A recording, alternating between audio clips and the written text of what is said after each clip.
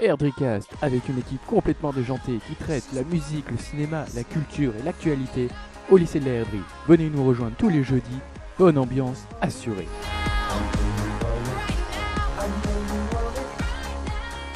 Bonjour et bienvenue sur la Erdricast pour la deuxième émission de l'année. Donc aujourd'hui je vais co-animer avec Bruno et nos chroniqueurs sont Elisa et Florian. Salut. Alors de quoi tu vas nous parler aujourd'hui Elisa ? Moi, je vais faire un petit débat sur les télé-réalités et une petite info sport. D'accord. Et toi, Florian ? Moi, je vais vous parler de Violetta et puis de Hunger Games. Voilà. Super. Alors, on va commencer avec le débat télé-réalité de Elisa. Donc, j'ai quelques questions à vous poser. Donc, déjà, première question, est-ce que vous suivez les télé-réalités ? Non, pas du tout. Florian ? Ouais, on va dire ça. Allez, je vais dire oui. Allez, pour faire plaisir à... Ouais, non, mais Voilà. c'est savoir si tu suis ou pas. Oui. Oui. Moi, pas du tout. Moi, oui. Vous en pensez quoi de ces programmes diffusés sur Énergie 12 Eh bien, c'est tous un peu pareil, enfin, c'est la télé-réalité, donc voilà, j'ai pas grand-chose à dire vu que j'ai pas trop regardé non plus. Je sais pas. Moi, j'aurais peut-être un peu plus de choses à dire puisque je regarde... Ouais, je regarde un peu. Alors, je regarde beaucoup de débilités, dont Secret Story, Les Princes de l'amour, qu'est-ce qui Ah oui, Mon incroyable fiancé actuellement sur TF1, c'est n'importe quoi. Ah oui, si, oui, je connais ça, j'ai regardé une fois. Ouais, pour ceux qui connaisseraient pas, je vous fais juste un petit résumé. C'est une fille en fait qui est censée chercher l'amour, mais en fait elle est pour 100 000 euros, elle est censée mentir à ses parents pour se marier avec le pire, son pire fiancé, quoi. Voilà, l'homme qui lui ressemble pas du tout. C'est n'importe quoi. Oui. C'est The Concept of TF1, c'est la même chose, voilà. Bon. Non, mais plus sérieusement, c'était sérieux, mais vous en pensez quoi ? C'est bien, c'est pas bien, ça sert à rien, ça doit servir à quelque chose vu qu'ils en font, mais je sais pas. En soi, c'est pas bien. Ça a plus pour moi de côté négatif que positif parce que le but de ces émissions-là, c'est juste pour faire de l'audience, c'est juste fait pour faire ridiculiser les gens, c'est fait voilà, pour créer le buzz aussi. C'est vrai qu'il y a des gens que l'on connaît grâce à ça, en fait, grâce à ce type d'émission, je parle par exemple de Secret Story, voilà, choses comme ça. Non, non, tant pis, il y avait une autre émission qui se passait à Las Vegas. Enfin voilà, c'était je sais plus ce que c'était, mais c'était un truc similaire, voilà. Est-ce que pour vous ça peut jouer sur le cerveau, genre la débilité, l'intelligence et sur nos études ? Je pense que ça abrutit un peu. Après, si tu regardes trop, forcément tu feras un peu tes études, mais faut pas trop faire non plus. Ça abrutit, voilà. Ça c'est sûr, hein. C'est pas un peu, c'est ça abruti. C'est fait pour ça, c'est fait pour te liquéfier le cerveau et voilà, te faire croire n'importe quoi. Ça sert aussi à influencer les gens, c'est une manière d'influencer le public. Un petit mot, Bruno, non ? Moi, c'est vrai que je regarde pas spécialement. Après, ça m'est arrivé au début quand c'était Secret Story, les premières saisons, donc dans les années 2000, c'était tout nouveau. Et du coup, voilà, je suis pas sûr que ça peut nous faire louper nos études ou ça peut complètement nous abrutir. Après, il faut aussi savoir regarder ce genre de choses avec du recul et puis pas faire ah ouais, c'est trop bien, je vais faire la même chose. Parce que, je sais pas, quand vous regardez les gens qui sont là-dedans, c'est tous des gens qui sont toujours hyper bien sapés, hyper stylés. Vous voyez le nombre de gens qui sont autour de vous, dans vos copains, s'ils sont tous le même style de physique, tous avec des choses comme ça. Enfin, voilà, c'est aussi fait pour mettre les gens à regarder ça. Donc, mais je partage. Enfin, après, je partage que c'est un peu bête à regarder, mais voilà, s'ils en font autant, c'est que ça fonctionne. Donc, ça plaît à des personnes. Voilà. Mais comme les ados, quoi. Enfin, moi, je sais que quand je regarde ça, enfin, je reste devant et je fais rien, je fais rien d'autre. Quelquefois, je suis avec ma mère et tout. Enfin, même ma mère, quelquefois, elle regarde.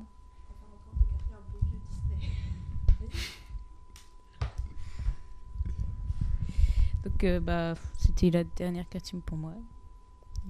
Ok, alors on va passer tout de suite à Violetta, qui est une sorte de série télévisée. Ouais, en fait, Ouais, voilà. c'est une série exactement un peu du même style, sauf que là, c'est plus pour les jeunes, voilà. Voilà, donc les petites filles sont devenues folles de cette jeune chanteuse à la voix d'or incarnée par Martina Stoicel. Voilà, j'ai pas fait de faute d'orthographe. Ouais, pour l'inspection. Bon, inscrite en cachette dans une célèbre école d'art de la scène de Buenos Aires, lancée par Disney il y a 2 ans en Argentine, la série Violetta est aujourd'hui diffusée dans 140 pays. En France, elle fait le bonheur de Disney Channel qui propose actuellement la 3e saison. Trousse, cartable, t-shirt, on ne compte plus les produits dérivés de ce programme dont la tournée mondiale a déjà rassemblé plus de 1 million de téléspectateurs. Alors moi j'avais des petites questions aussi à vous poser. Alors déjà, est-ce que vous connaissez comme ça en soi Violetta Ouais, en vite avez-vous fait. déjà entendu parler ou... Ouais, j'en ai entendu parler. Ouais. Ouais, ma soeur regarde, donc du coup, je suis obligée de regarder aussi. Obligé, ça- ouais. Mais non, mais sérieusement, Ah donc en fait ouais, parce que voilà. Donc avez-vous des frères et des sœurs qui regardent à la télé? Toi oui, tu viens de le dire. Oui. Toi non. Non, mon frère ne regarde pas Violetta. Ah moi non plus, mon frère ne regarde pas, il est trop grand. T'as de la famille qui regarde toi Bruno Je ne connaissais pas du tout avant. Ok.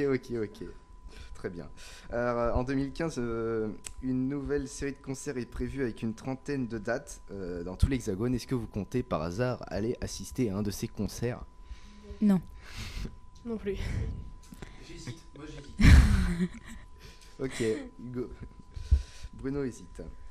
Bon, voilà, c'était la fin de ce petit art chronique. Donc j'en profite pour vous dire que la musique qui va suivre tout de suite, ce sera une de mes compositions.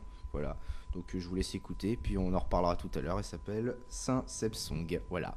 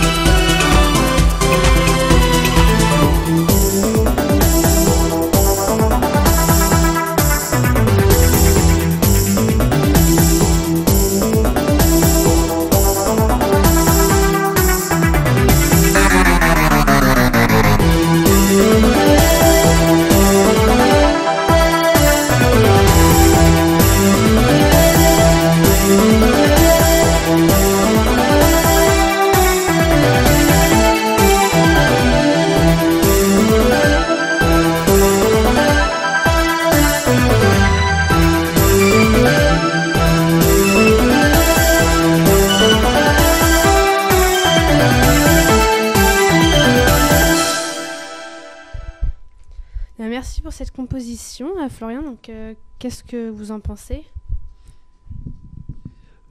C'est sympa en tout cas de nous faire découvrir donc ta petite composition. Tu fais ça sur un logiciel particulier peut-être? Oui, je fais ça avec FL Studio. Voilà, j'utilise FL Studio. Ouais. D'accord. Ok, bah moi je trouve ça sympa. N'hésite pas à nous faire découvrir d'autres compositions. Vous en aurez peut-être durant l'année d'autres. Voilà. Moi, je trouve ça sympa aussi de faire découvrir des nouvelles. Des compos et tout.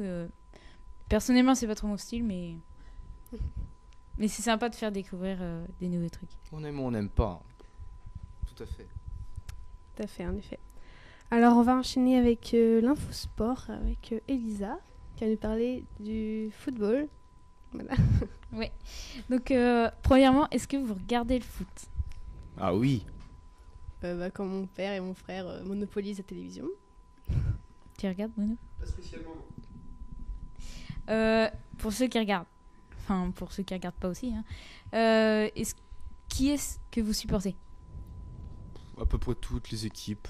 J'ai pas vraiment d'équipe favorite moi personnellement. Non mais en Ligue 1. En Ligue 1. Nantes est en France. Ligue 1? Oui, Nantes est Ah en bah Ligue 1. non. Je dirais alors. Nantes, Lyon, Marseille. Non, je sais pas s'ils sont en Ligue 1 aussi. Si, donc Nantes est 5e, je précise. Hein. Ah bah c'est bien. Ça. Et, Marseille 1er, le Paris Saint-Germain ils sont 2e et Lyon ils sont 3e.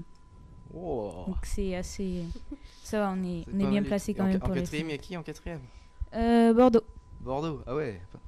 Ah c'est pas mal du tout. Puis en cinquième Nantes. Ah ouais. Ouais, on est bien placé quand même. On est bien placé. Ouais, on est bien placé.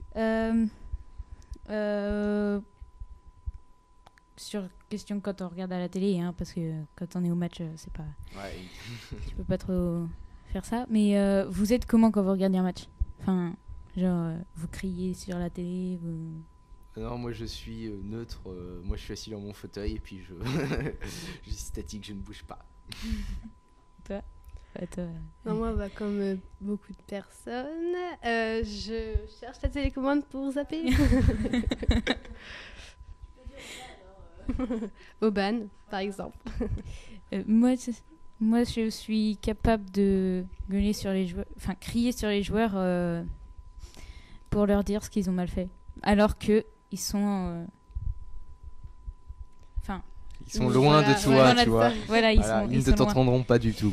Voilà, je suis pas leur entraîneur, donc voilà. Donc, enfin, maintenant je vais vous dire les matchs qui sont à venir. Donc on a Metz PSG, PSG. sur Bein 1, donc à 20h30 ce soir. Non, J'ai pas pas ce cette soir, chaîne, donc je demain. regarderai pas. Pardon. Samedi, on a Bastia-Lyon à 17h sur Canal+. Guingamp-Rennes à 20h. Lorient-Lens à 20h. Monaco-Caen également à 20h. Nice-Reims à 20h aussi. Et dimanche, on aura Nantes-Saint-Etienne sur beIN, diffusé sur beIN à 14h. En direct, non, je crois qu'il sera pas en direct, il me semble. Parce que je crois que j'ai des. Non, pas du tout. Non, bah, Si, c'est en direct. Si, c'est en direct parce que j'ai des copains de ma classe qui y vont, c'est pour ça. Et c'est les matchs diffusés sur beIN, c'est toujours en direct. Enfin, la plupart du temps. Désolé, je ne connais pas cette chaîne. Mais moi, je te donne la précision. Donc, il y aura aussi Montpellier-Toulouse sur beIN également à 17h, par contre.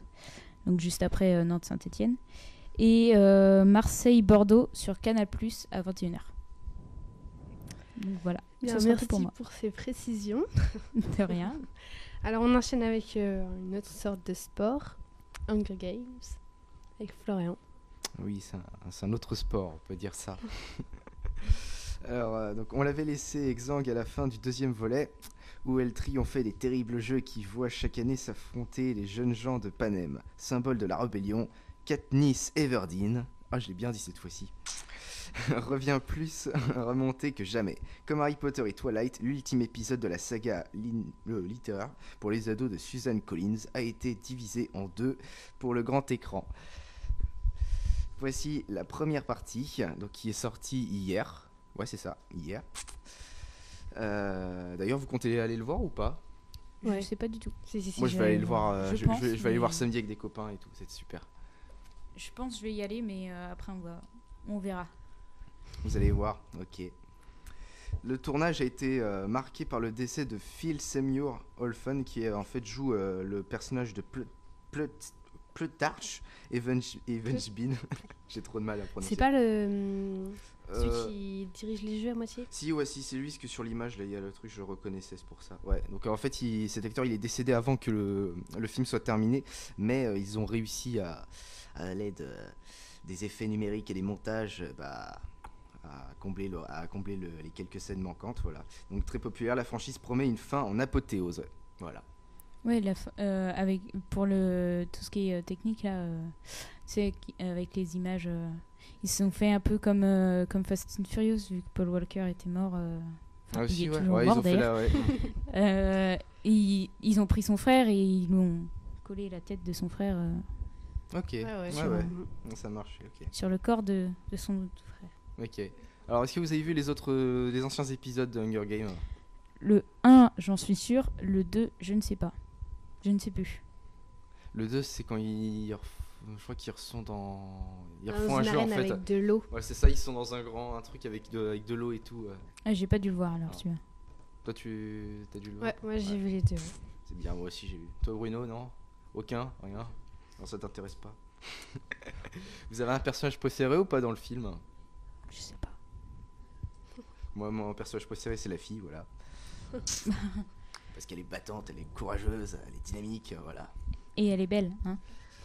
Elle est belle aussi, Aussi. oui, on peut le dire. Alors maintenant, on va parler des droits de l'enfant. Donc aujourd'hui, c'est la journée internationale des enfants. Voilà, du coup, moi j'avais quelques questions à vous poser. Alors attends, je vais prendre ton micro, Zoé, pour rendre celui-là à Florian. Alors oui, donc c'est la journée internationale des droits de l'enfant. Est-ce que vous savez quel âge ils ont, les droits de l'enfant? 25 ans. Ouais, une médaille. Elle a répondu. Ouah Ouais, je veux une médaille. Ouais. Ah, Ok. t'es contente, hein ? Ok, les droits de l'enfant ont 25 ans aujourd'hui. Est-ce que parmi les 193 pays qui sont ratifiés, combien ont signé cette charte? Les 193? Non, ça aurait été trop bien. Non, Les 150 non, je pense. Non, il en manque 2 en fait. Il y a la Somalie et les États-Unis qui n'ont pas signé cette charte des droits de l'enfant. 191 pays. Oui, il y a Ça fait 191 pays qui ont signé la charte. Ah, c'est énorme. Sur 180. Oui, les États-Unis n'ont pas signé. Les États-Unis. Oui. Que dis-tu, Oban, derrière? Alors, est-ce que vous savez à quoi elle sert cette charte des droits de l'enfant? Non. Pour les droits des enfants.